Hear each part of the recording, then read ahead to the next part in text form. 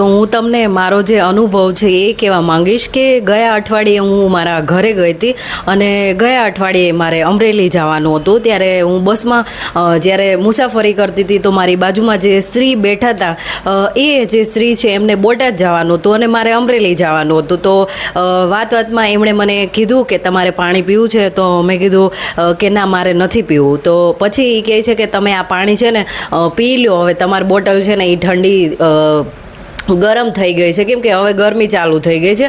તો મેં કીધું ના, મારે નથી પીવું એમ. તો એ કહે કે અમે તો ઊંચી જ્ઞાતિના જ છીએ એમ. તો પછી મને એમણે એમ પૂછ્યું કે તમે કઈ જ્ઞાતિના છો એમ.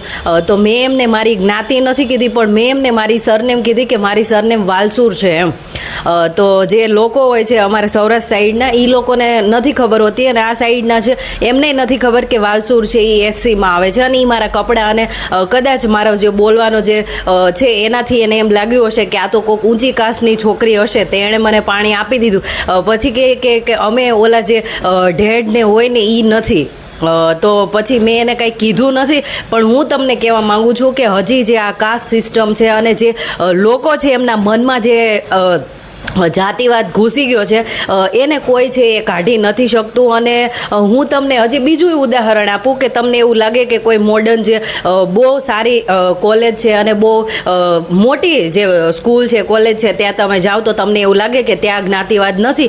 તો ત્યાં જ્ઞાતિવાદ છે અને ત્યાં જે ઊંચી કાસ્ટના જે લોકો છે, ઉચ્ચ કાસ્ટના અપર કાસ્ટવાળા, એ લોકો ત્યાં બેઠા છે અને એમને જરાય એમની ઈચ્છા નથી કે તમે એમની સાથે સાથે બેસો. એટલે તમે જુઓ કે જે મોટા ડીનના જે પદ છે, HOD વાળા પદ છે, ત્યાં SC ST વાળા કોઈ એટલે કોઈ જ નથી. અને આ બધું ડિસ્ક્રિમિનેશન છે એ અત્યારે ચાલે છે. અને મારે તો ખાલી એક દલિત લિટરેચર ઉપર મારે કામ કરવાનું હતું, તો એમાં મને એટલી બધી હેરાનગતિ છે એ કરવામાં આવી છે. ખાલી દલિત લિટરેચર મારે એની ઉપર કામ કરવું છે એમાં.